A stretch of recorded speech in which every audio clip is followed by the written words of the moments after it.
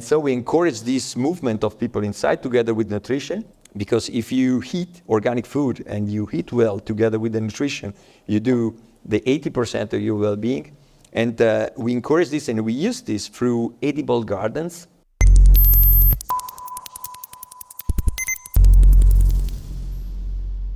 Good morning, Mino. Good morning. Caggiula, an architect based in Switzerland, is it correct? Both in Milan and in Lugano. And in Lugano. Headquarter in Lugano and also an office in Milan. So you work and collaborate with a lot of reality in Switzerland, in Milan, in Italy. Can you introduce us of your activities? You have a studio of architect. What is your work? Yes, my career started in a strange way as a bricklayer. At the age of 16 to 20, I used to work in a construction company.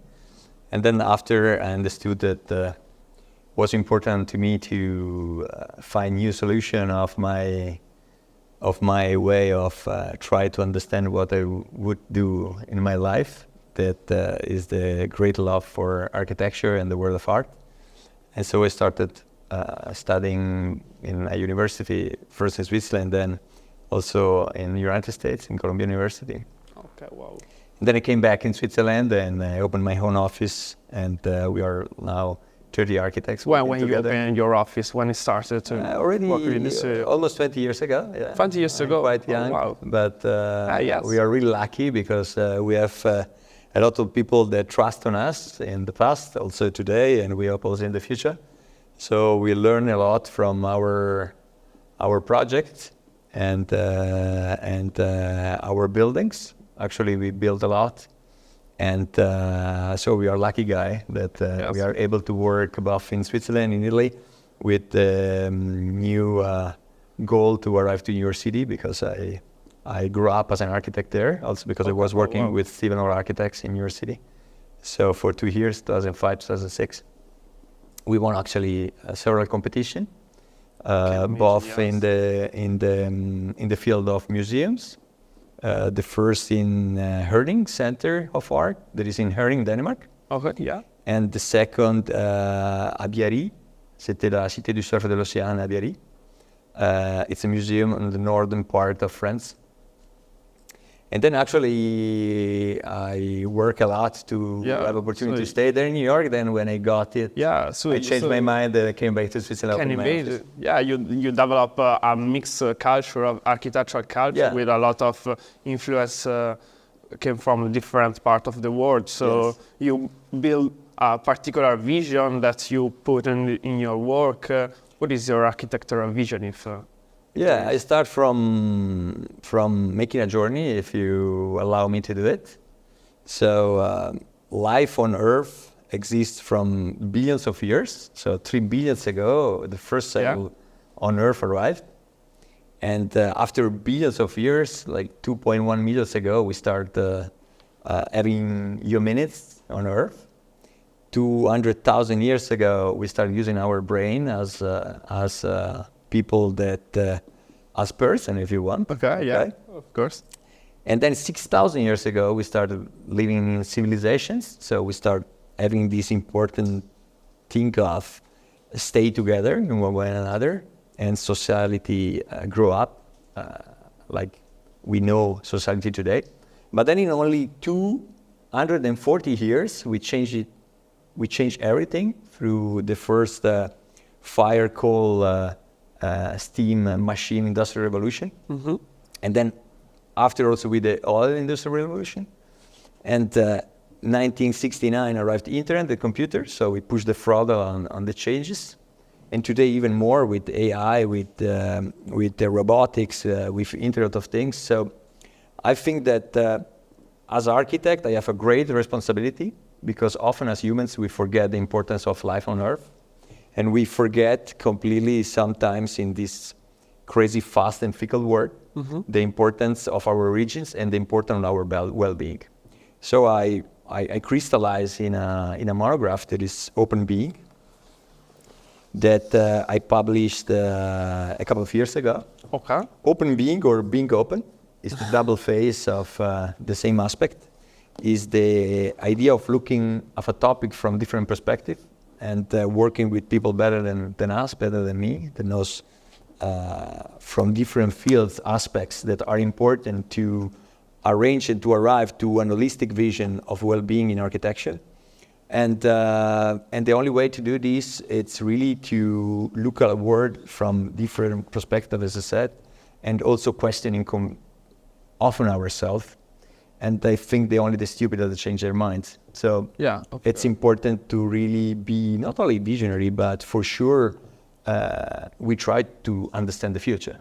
And we are here today really to speak about every time you and your studio have to adapt your vision to the client, to the specific situation. The nice thing is this protocol that is made by 3 point plus 1 is that the first point is the genesis. And it's important to go back to the future to understand the needs of the people, the real needs.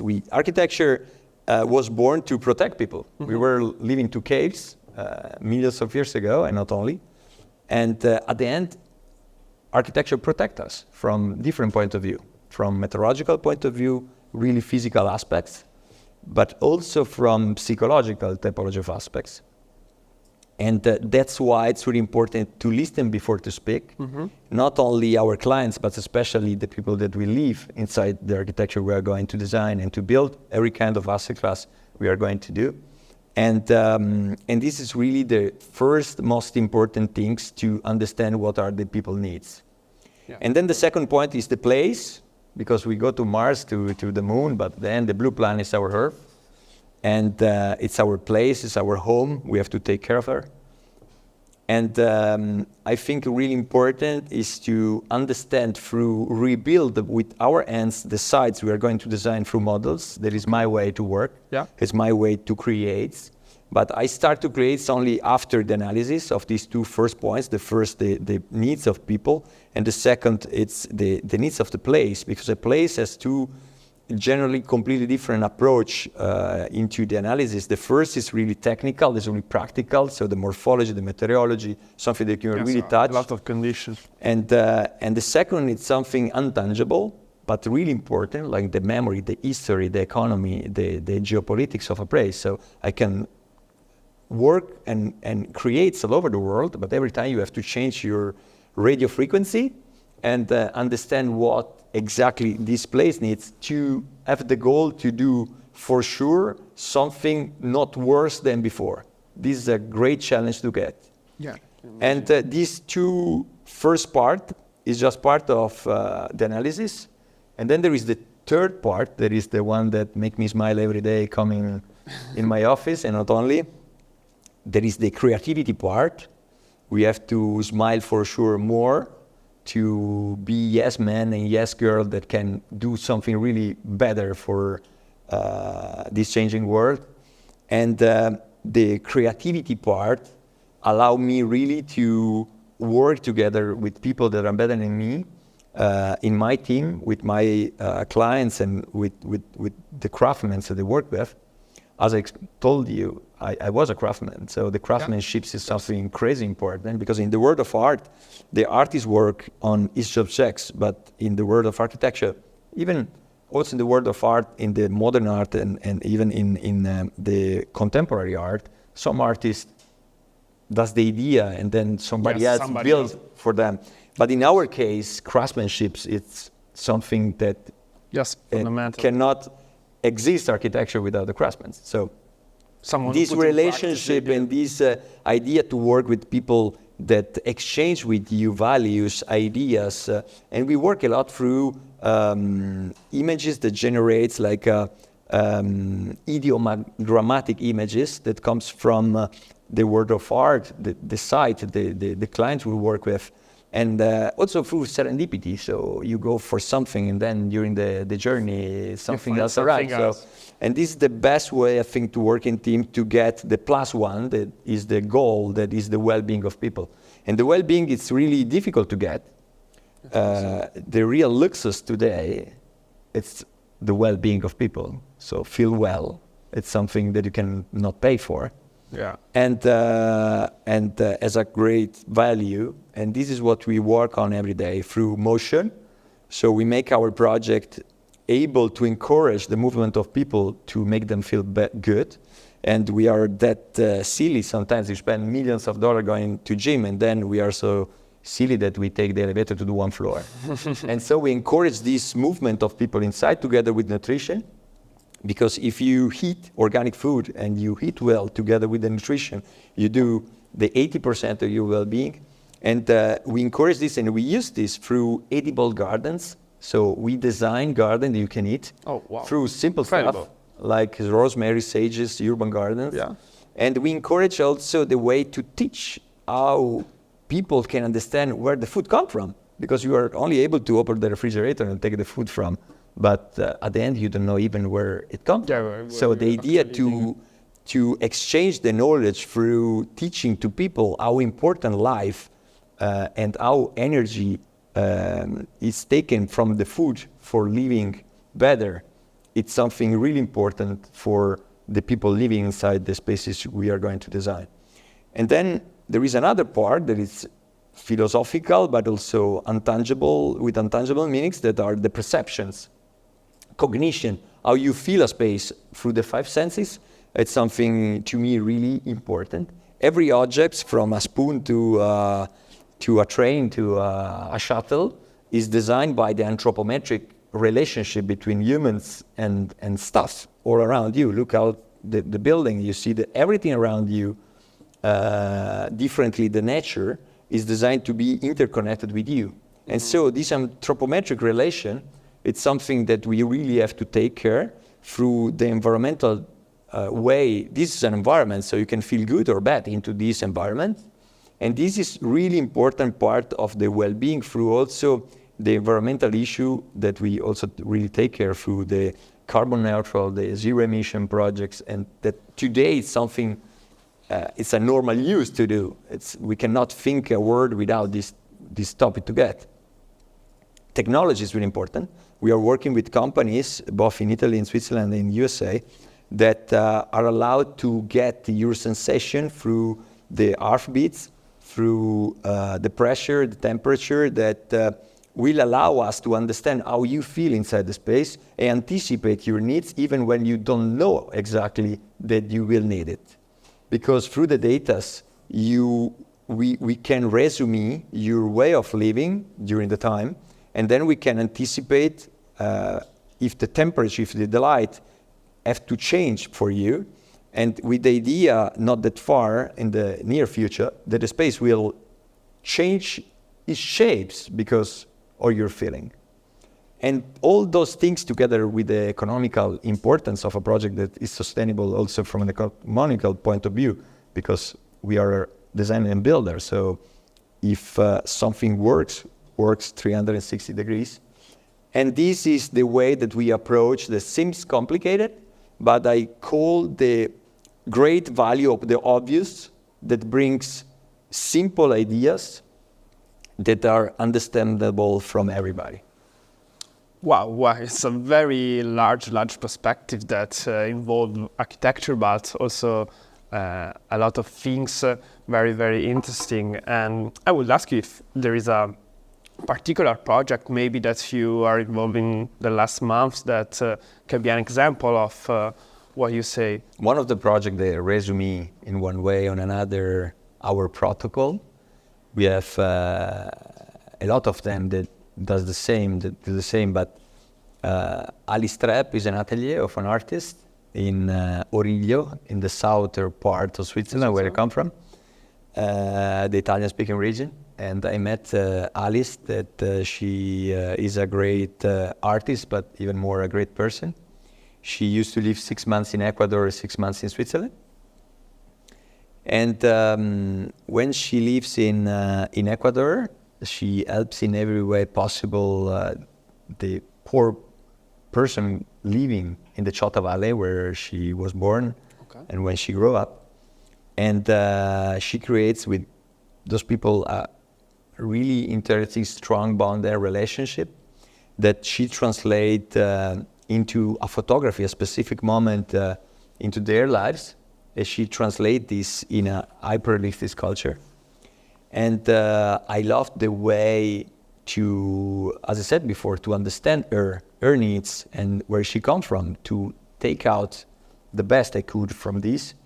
But I loved really the way she plays with the matter with her hands to create these sculptures. And when I visited the site the first time, it was there an existing villa. And next to the villa, there is like a rounded shape orography that opens like a starting of a valley in this cute country that is Origlio. It's a small town where it's a beginning of a valley and then there's a lake and then jump up to the mountain. Okay. The amount that it's really in front on west to the sunset. Okay. And they remind me the ideogram of how the Greeks used to design and build their theaters. That normally the Greeks chosen the locations where to design the theaters in perfect orography already built by the nature for the theaters, where the gradonates were not built from them in a way, but was just the juxtaposing of the stones looking at the sea. We don't have the sea in Switzerland, we have beautiful mountains, so it's a point of contemplation, observation. Okay. And then I took, as always, we built with our hands the model of the site, and we choose two curved lines. We lift them up like leaves moved by the wind, and then we put this architecture that is really part of the orography. Is a known architecture, if you want. It's a landscape design that allow the project to be as much as possible sinuously integrated into the environment, on one hand. On the second hand, I choose another ideogram. There is a cenote. The cenote is this ancestral tectonic movement that creates this beautiful environment. There is an empty space, an hypogeo empty space in which plunge greenery, the water, the space, the air, all the biophilic things that is part of life on Earth. And biophilic design is something that I think is that easy and understandable to use, that with the good quality of air, the good quality of water, the good quality of the space, makes the difference of make you live better inside that space. And I create like a centripetal force that brings Alice in the mammal womb of Mother Earth in a hypogeo space where she has to create her own heart. But then a centrifugal force will bring her into the landscape when she has to live by herself in the daily living, but be always interconnected with the beauty of the environment and of the well-being of living together with these elements. And another really important element is the way that the space of the villa, it's really designed for the place and for Alice. And so we have these two cantilevers that are part of the movement of these two curved lines that we decide to take up to the sky, where these two cantilevers allow the light to don't enter, because she lives most on the summer in this place. Okay. And this cantilever doesn't allow the light to enter directly to the space, but bring in the light and bring in the freshness and not the overheating during the summer. On the same time, during the winter, the sun goes down and then the radius get not horizontal, but is going to kiss the earth, so the sun can enter, can heat the space during the winter. There is no air conditioning thanks to the cenote, because the chimney effect of the air can enter the villa and change completely the air inside the space. And being hypogeo referenced, you are cooling by yourself because you are underground in one way. Wow. And the point is that we made also this greenery jump up and play growing on the architecture, and vice versa, falling down from the roofs. And there is also a swimming pool that is a biophilic pool, where it's cleaned by the plants. And there is this system that is really interesting. There is a biopool that is cleaned by plants, and the plants that lives together with the water and clean the water by itself. And another important aspects is also the relation between the inside and outside, because with this architecture we frame some time and somewhere the landscape from one end, and the second end there is no boundary between the inside and the outside, because these two cantilever are the only part of the construction. All the other are windows that look into the landscape. And then we create this cenote that we created together with the craftsmen. And when you challenge people doing something that can do something important for the landscape and for the people living there, because another important aspect is that we demolished the existing villa and we opened the view to the neighbor. And so the neighbor now are able to look into the valley. And so there is also this relationship not only with the land, but also with the people around. Oh, wow. And the cenote is the maximum aspect for the artist, because all around the cenote rotates the atelier of ArtsLife, in which she can lie down into a round pool of water that is directly connected to the whole of the cenote to the sky. And we put black rounded gravel into the water. So we create a black mirror that reflects the architecture itself. And she can lie down, opening the arms and the legs, and having like natural massages into the gravel. And the gravel can be juxtaposed like you like a chaise-longue. And she look up the sky, the clouds movement, the bird twittering, the perfume of the jasmine that brings you the effect of the perfume into the space, and the reflection of light, the refraction of the light inside the space. It's the sublime in the everyday, and put the first dimension this time is a sundial before, during, and after the creation of ArtsLife art. Mino, what can I say? Really, really impressive. Wow, it sounds wonderful, and I think that is a place that enhances the artistic inspiration of Alice. So I think that it's really, really important for her.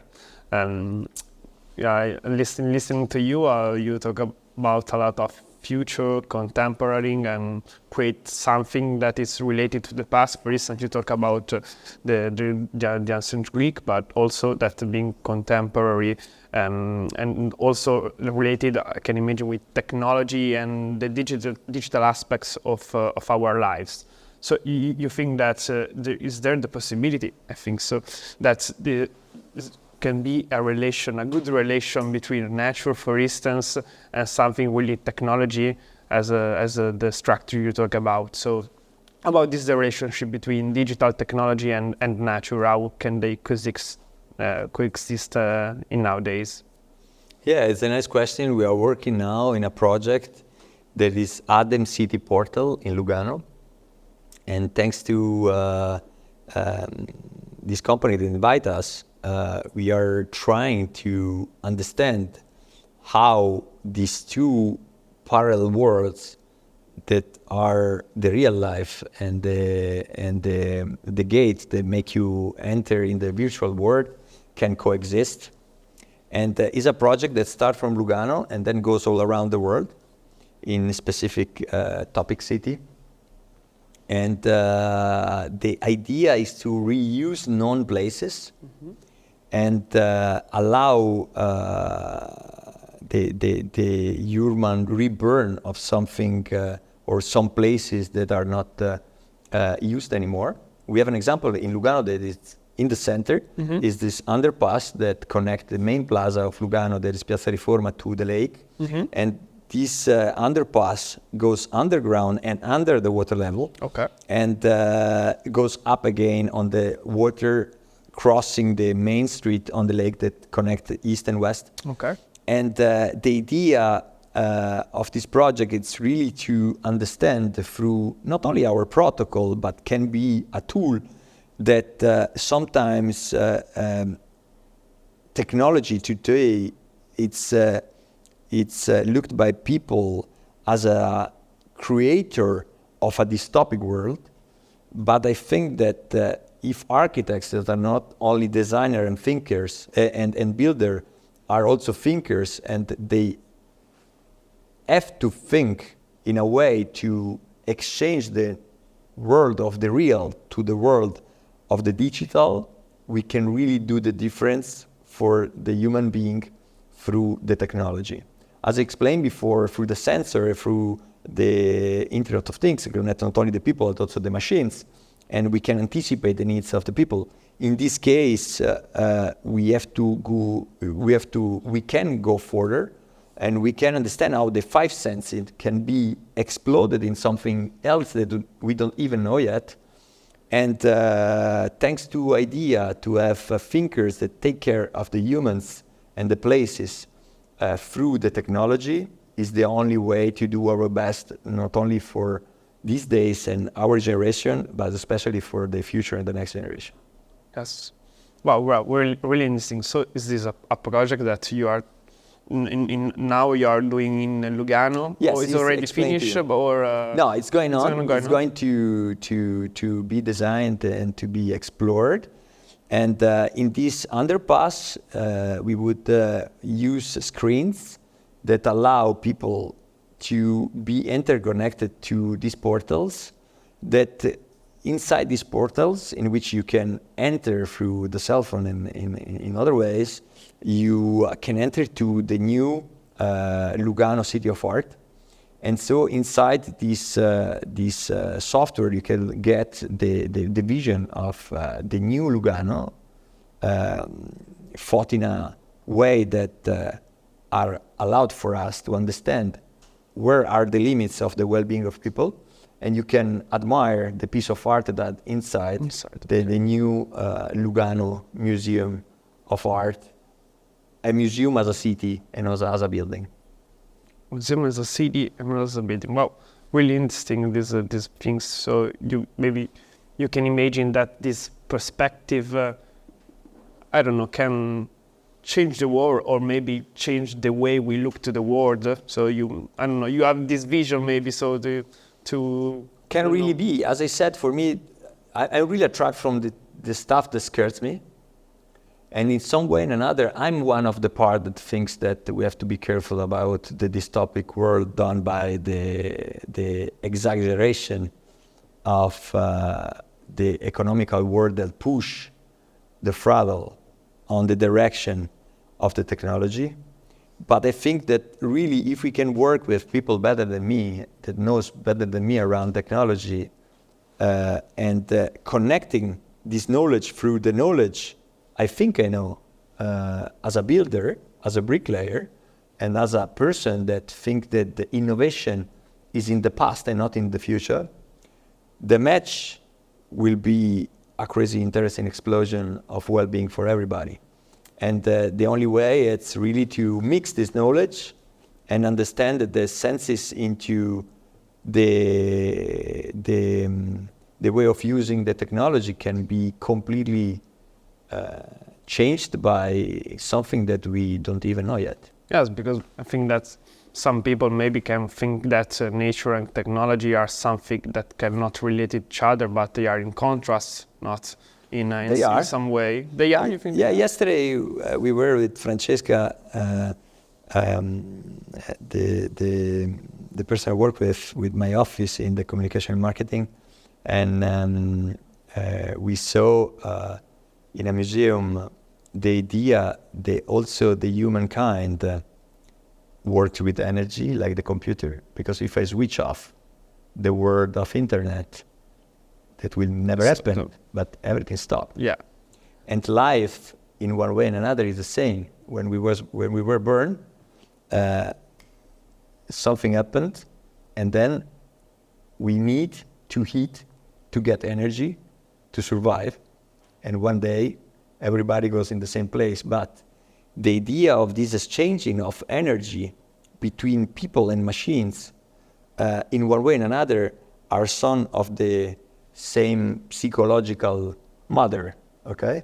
So maybe in this way we can really exchange the way that we are not that far psychologically from the starting point of our life. And this maybe is too crazy to say, but in one way and another we are son and daughter of the same aspect of being alive through energy. Okay, yeah, of course.